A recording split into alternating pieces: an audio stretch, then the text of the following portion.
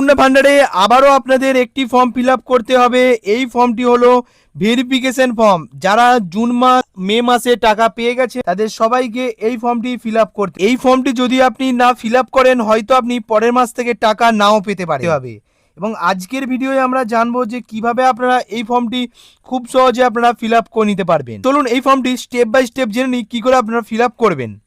তো সবার প্রথমে দেখতে পাচ্ছেন এখানে অ্যাপ্লিকেশন আইডি। এই অ্যাপ্লিকেশন আইডিতে আপনারা যে ফর্ম ফিল আপ করার সময় যে একটি আইডি নাম্বার ছিল আপনাদের কাছে, ঠিক এই নাম্বারটি এখানে আপনারা লিখে নেবেন। পর আপনারা একটু সরালেই দেখতে পাবেন এখানে আধার নাম্বার।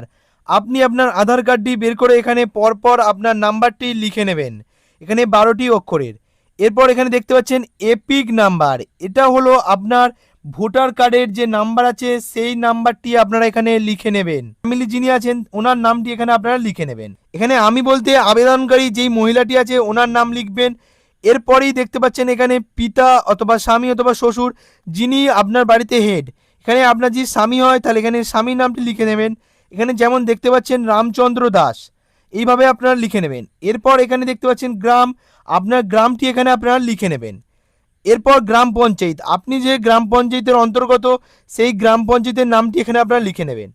এরপর একটু লিখতে পারেন আপনার ব্লক, আপনি যে বিধানসভার মধ্যে আছেন যে ব্লক সেই ব্লকের নাম্বার লিখবেন, সে ব্লকের নামটি লিখবেন। এরপর আপনার জেলাটি এখানে লিখে নেবেন। ঠিক আছে, আবেদনকারী অবৈধ অধিবাসী, আপনি যদি ভারতীয় হন তাহলে আপনার এখানে কিছু করার দরকার নেই, তাহলে এখানে সিম্পলি আপনারা নো লিখে দেবেন। যে পরিবারে স্থায়ী সরকারি চাকরি বর্তমান আছে কিনা, মানে আপনার স্বামী অথবা শ্বশুর অথবা শাশুড়ি আপনার পরিবারে যে কেউ যদি সরকারি চাকরি করে থাকে সেক্ষেত্রে আপনারা এখানে ইয়েস করে দেবে। এরপর 3 নম্বরে আবেদনকারী AWW আশাকর্মী এবং প্যারা টিচার, এবং এখানে AWW মানে হচ্ছে অঙ্গনারী ওয়ার্কার, AWH মানে অঙ্গনারী হেল্পার, এবং আশাকর্মী প্যারা টিচার যদি আপনি নিজেও হয়ে থাকেন মানে আবেদনকারী তাহলে এখানে ইয়েস করবেন, না হলে আপনি নো করে দেবেন।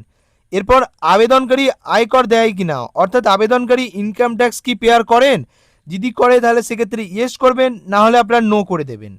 এরপর 5 নম্বরে দেখতে পাচ্ছেন আবেদনকারী সরকারি পেনশন পান কিনা, আবেদনকারী যদি সরকারি পেনশন পায় সেক্ষেত্রে ইয়েস করবেন, না হলে আপনার নো করে দেবেন। এরপর 6 নম্বরে দেখতে পাচ্ছেন পশ্চিমবঙ্গের স্থায়ী বাসিন্দা নন, আপনি যদি পশ্চিমবঙ্গের স্থায়ী বাসিন্দা হন তাহলে আপনি অবশ্যই এখানে ইয়েস করবেন, না হলে নো করে দেবেন। এরপর দেখতে পাচ্ছেন অন্যান্য কারণ লিখুন, যদি আপনি পশ্চিমবঙ্গের যদি না হয়ে যদি অন্য কোনো রাজ্যের হন তাহলে সেক্ষেত্রে সেই জায়গাটির নাম আপনারা এখানে লিখে নেবেন। এরপর দেখতে পাচ্ছেন এদিকে তারিখ এবং স্থান, অর্থাৎ আপনার গ্রামের নামটি এখানে লিখে নেবেন। স্বাক্ষরের জায়গায় আপনি নিজে সইটি করে দেবেন। এরপর আপনার পুরো নামটি যেটি আছে সেটা ভালো করে লিখে দেবেন। পদের জায়গায় এখানে আবেদনকারীর নাম লিখে নেবেন।